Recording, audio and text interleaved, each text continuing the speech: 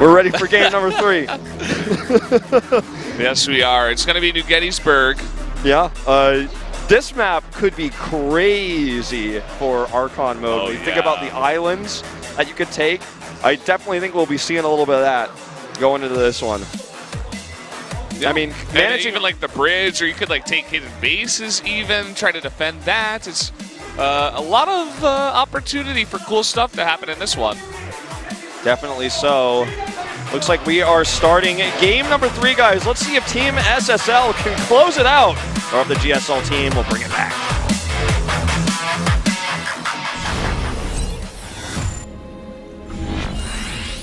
Here we are on New Gettysburg, and we already do have 2 SCVs going out, but down in the bottom left, the Zerg team, it is Solar and Dark, Team SSL.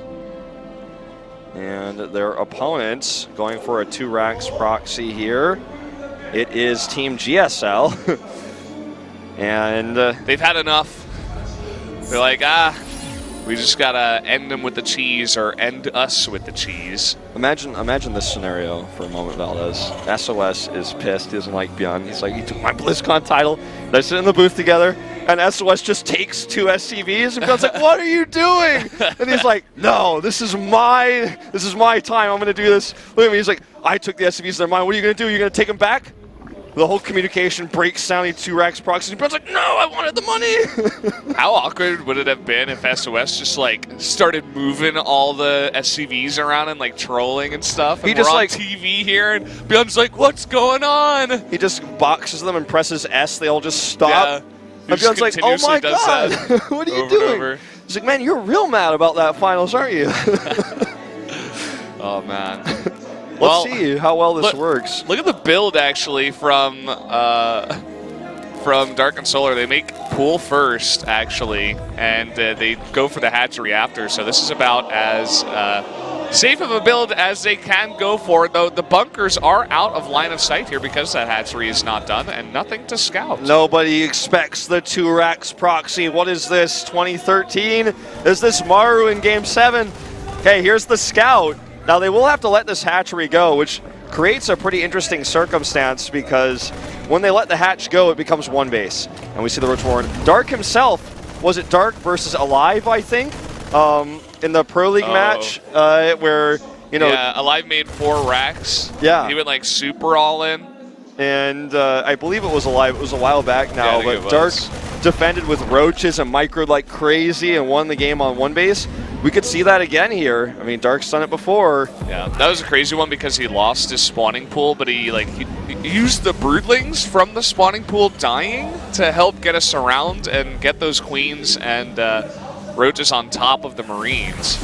Now, we do have a wall of bunkers here, so this is a decent committal here from Team GSL. The next step is to get an eBay and get Neo Steel frames, and then when you have these bunkers that have 6 Marines in those, no way they'll ever get out. And the next logical step for Team SSL is to get Drop Overlords, do a Roach drop, and take the island. No, they're going to go Ravager. I liked your idea, though. I liked my idea, too. I thought it was a good idea, okay? Yeah. Look, I said earlier I wanted the Lurker drop. We got it. Maybe my dreams come true. Maybe I just dictate this like I'm the conductor. That would be amazing, but unfortunately, alas, just Ravager poke these bunkers until eventually they get salvaged. It's like a safe, natural GSL expands back at home. No fun. That's no fun. No salvage either. Yeah, actually, it looks like he'll get this one at least. And the last one, I'm not entirely sure why he did not just go ahead and salvage that. I guess want to get a little bit more value, but will not, in fact, even save the Marines here. And I mean, this is still a somewhat scary poking army that we have from the Zerg team. He is going to move across the map because he was forced to make these units, so he might as well try to do some damage anyway. There is 1 bunker at the top of the ramp. He needs siege tank tech. Now, landing these barracks on the end of this ramp, if it could create a block, would be really cool, but I don't think it's quite going to work that way, unfortunately. So he's just going to send these barracks home. He needs that siege tank ASAPly, and now it's coming out. Obviously, a Liberator would be useful, but due to the nature of siege tanks and Liberators, when they're in siege mode, they cannot move, which means they cannot dodge biles. So this is still going to be a big challenge. The positioning is going to be important. And look at this. Even just one more Ravager is really going to help. If he wants to burst down that bunker, he definitely could. No repair, actually, on that supply depot, so it will go down.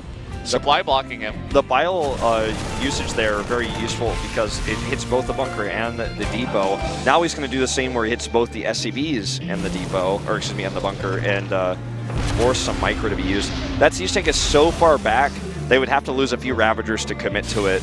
And because of the range of bile, he's not going to do so. Just going to siege up this base for the time being. I guess wanted to make an overseer there, but decided against. You know, he could still poke those supply depots on the right side if he got some vision over there. Oh man, that's really kind of scary. He's got to be careful about that. If this was not Archon mode, I would shun this move. But hey, I mean, since it's going to get patched out soon, we might as well watch as much tank it back as we can. Good dodge. Oh, flew back in. Pro gamers are human after all. No, man, it's not true. There was just a bug in the code. Okay, finally we'll actually secure a natural. And this is the thing about this map, just because of the nature of the bridge, you can get over there so fast and do these kinds of pushes with your Ravagers and really put on a lot of early game pressure. But if it goes to 2 bases, 3 bases, generally you get a very long game because the bridge isn't really viable anymore with the amount of units you can use to defend it and get a better position. And of course the map is quite large, just going from right side to left side to right down the middle. So you need to break down rocks if you want the faster path, and even then it's still pretty far. So we get these longer games. Yeah, really curious to see how this Mutalisk play works out here. Obviously, because these Mutalisks are unscouted, Team GSL may just simply lose these medevacs. Not targeting that hatch back there, very aggressively targeting drones specifically. Now we'll hit the hatch. Obviously the hatch is something they can just fall back to and get for free, but the longer they let the hatch up, the more health it has, the more chances of defending. And speaking of which, Mutas are out. He wants to trick them. Yeah, very well done. Very well done here by Team SSL. One medevac dead for sure here. Nice juke, but the boosters run out. And I guess he'll buy these siege tanks a little bit more time. You know what, if either of these siege tanks get away, it's crazy. Okay, it's not going to happen. I like that he focuses down the tanks first because, you know, that medevac is flying straight towards your base where you have queens. You try to poke it with that, you can always come back with your medevacs. Well, the medevac might actually scout roach speed, which would be pretty important. Because we might actually see like a follow-up 3-base roach burrow movement kind of attack, considering the weird nature of this game and how small the bio army the Terran has because of the commitment to siege tanks and also that drop. Stim will be done, but I mean the bio army will be small enough that a large roach force could really just crash through. There's only one tank too, so it really doesn't have much to deal with the high number of roaches that are being made right now. And you can always harass with the Mutas first. You can try to pick off that tank. A lot of turrets were made as well. So let's see this micro now from the Zerg team. Yeah, here come the Mutas coming in here, and there just really isn't a whole lot yet for you know, Team GSL to help defend this. This one turret here, you know, does help buy time for the Marines to get over. Stim is so close to being done, 1 second away, and it looks like you can see the Mutas considering trying to snipe that, but it did not happen. Bunkers over here are empty. This is scouted as well. One Marine pops in. It looks like he didn't really commit to roaches, though. And by he, again, I keep saying he because that's how I'm used to commentating. He made 14, but no more, and is not attacking with them at this time. Nice repair here. Quick reaction there by Team GSL to save that refinery. Very critical right now, as gas is important for those medevacs, and getting 2-2, which they like to start promptly here. 1-1 is completed. Might go for a mule snipe. Oh, sniped! Get out of there. Yeah, that's the power of the Archon mode. I wonder who is doing the control, actually, for the Mutas, and who's just macroing at home. Look at that, you can even dance around like this. I think that there's probably a little bit of both going on, if I had to guess. I'd say probably right now, it's either Solar or Dark. While the other's macroing, someone's like, all right, let me handle these Mutas, you work on this right now. They probably are shifting the focus occasionally. Okay, I'm looking down at their hands right now, and I think it's Dark controlling the Mutas. It feels like Dark. Like, Solar is not the personality type to dance mutas in front of his opponent. Yeah.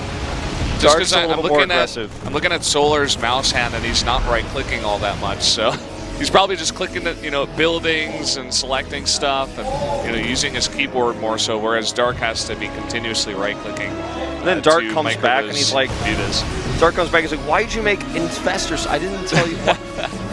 Infestors? He's like, that's not meta. I mean, this is almost a pure Marine army here. The only thing that there is those 3 tanks. Infestors with good fungals and a surprise burrow 8 seconds to go. Yeah, the only thing is that there's no Baneling Nest, so he's just going to be going purely, adrenal glands, lings, and he's got like 3 Ravagers still for some corrosive biles if he gets fungals. This is like what FXO T-Gun would do when I lived with him in the Gom house, man. This is like the style he was running for a little while. This is pretty wild, but if you have 2 people controlling, the fungals can be incredible. And they're looking to surprise Team GSL with that. Let's see when they decide to move out, because they could move out now with a surprise, try to kill the Marines and just win the game. They could try to have the ultimate composition where they have a bunch of Ultras too, and better upgrades. I think the longer they wait, the Infestor tech becomes a little bit less useful, obviously because the Terran can have a large army to deal with that. This will get shut down, not really much that can be done about that. Okay, they show the Infestor tech, so no longer going to surprise with that. Yeah, and we didn't really talk about it much, but this is kind of like the defensive style that you would do if you want to go fast ultras, if we're just like playing a normal game. But the Terran was so crippled early on from the build that he did, and not getting too much damage, and then the follow-up pressure from the Zerg that they didn't really need the Infestors. The Infestors would have been good if Bian and SOS did go for a push, but I mean now I guess they have them, and as you said, they do have burrows, so you could definitely do a nice number to that heavy Marine count. Well, even if you know that the Infestors are out there, it means you have to scan more, and you could still just miss them. It's definitely a possibility. Okay, siege tanks in front here. Fungals hit mostly tanks. The second fungal is solid though, and this Roach army starting to put the damage down here. Liberators come in a bit late, I'd say, and this is an amazing trade for Team SSL, who then start 3 more Ultras for 6 in total. 1 Infestor survives, and this tank needs to get picked up. And even still, look at this Mutalisk control. Oh! GG, that's it! Sad face from SOS. Team SSL are the CrossFinal champions here for Season 2 in Archon mode. There you go. They pick up a nice chunk of money as well. I always knew our Star League was a better Star League, Valdez. They proved it tonight, Wolf. Only in the GSL, the worst Star League, could a teamless player win the championship. Oh man, you're such a troll. There's one guy out there that's like, no, he doesn't get it. It's okay. Calm down, guy. Well, I did not expect a 3-0. Neither did I. I thought it was going to be a lot closer, but the Zerg power was real. So much for underpowered race there. At least in Archon mode, it doesn't seem that way. Yeah, even in Game 2, Zerg was very dominant through the early and mid-game. Who knows what happened there with that 2 barracks proxy. I like to think that my dream fan fiction about SOS being like, no! It's like taking the SCVs is what actually happened, but I guess they just decided to cheese there. Didn't work out.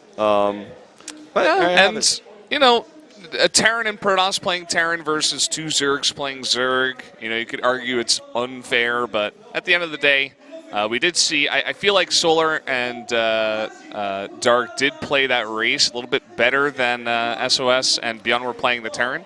Yeah, I feel like the Zerg game that we saw in Game 2 as well, you mentioned the creep spread was lacking and stuff like that. But I don't want to be critical of these players. It was Archon show match.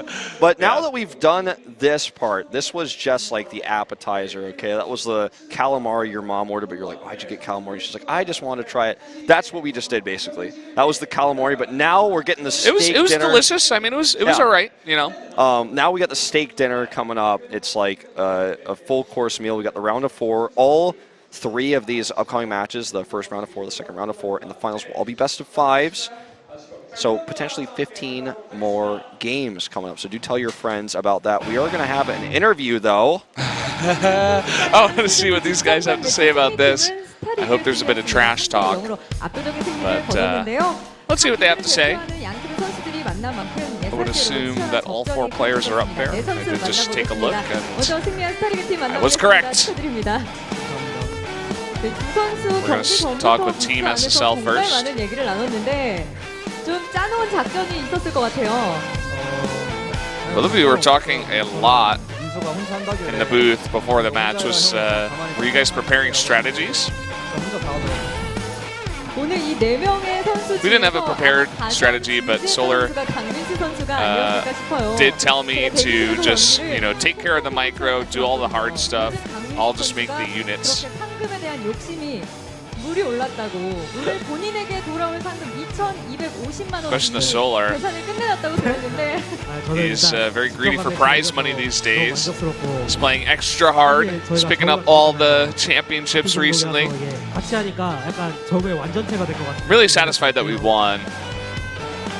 자, Both of us being 그렇다면 Zerg players, 선수와 변현우 선수의 It 저그, really felt like we were the hive mind, together there in that match. 두 선수의 저그는 좀 어떻게 평가하시나요? 유진영이 원래 Talking about set 2, 구성 되게 잘했었거든요. 네. 근데 좀 how would you rate the Zerg play of Byeon and 원래 SOS? 저도 되게 무서운 유진영이 구종을 잘해서 네. 그래도 좀 SOS, I used to be very afraid of him, but I don't feel too scared of him now after seeing that play. 승리의 공헌도로 따진다면 본인에게 상금 얼마나 주어져야 된다고 생각하시나요? So Dark, it's an even split when it comes to prize money. 아, 강민수 선수에게 Do you feel like either of you guys should be played a little bit more? 명호 형한테 10,000원 정도 주고 제가 400 가져와야 될 것 같아요. Dark says maybe I should take 60%. 아, 네, 알겠습니다. 자, 이번에는 GSL 팀 만나보겠습니다. Solar says, yeah, maybe Dark should be played less. 김민수 Paid less. 선수. 인터뷰를 하러 와서 SOS is like looking up at something this entire time. I think he was looking at the big screen. Yeah, he's like, wow, I'm on the big screen. So, how was the Zerg play that you did today? 잘 못해가지고 저거 할 시간이 없어서 그냥 구종은 Coming to Legacy of the Void, my pros wasn't that great either. 이 선수를 상대로 경기를 한 게 아니라 I'm like, he only made it to a GSL finals. What a chump. 하는 Yeah. 얘기들도 변현우 선수가 옆에서 So, 고개를 떠들고 계신데 1세트 In reference to that, like, 저 컨트롤 안 해. were you actually trying to get revenge on Beyond instead of playing against the other team? SOS is like, sometimes I had my hands off the keyboard, I'm not gonna lie. 들어봐야 될 것 같아요. 오늘 이 김민수 It's like, 선수와 God, 같은 this 팀을 guy, 해서 어떤 I 마음이 hate him, I told him 들었나요? not to practice. 저는 끝날 때까지. 그러니까 저는 How did it feel playing with SOS is the question. 네. 그런 소문이 프로게이머들 사이에 돌았는데 이 경기 보고 이제 그러니까 There's a rumor that SOS is really good at off race. 아 근데 이 경기 때 보니까 But today, I feel like he was trying to lose. He didn't seem like he really wanted to win. 아, 또 이렇게 훈훈하게 답변을 해주셨는데 그럼 And he's like 따뜻한 saying, 말씀 jokes aside, 드리겠습니다. 만약 오늘 이신영 선수 한 팀이었다면 he said, I think SOS played well, and I'm the reason why we 결과는 lost. 어땠을까요? In real talk.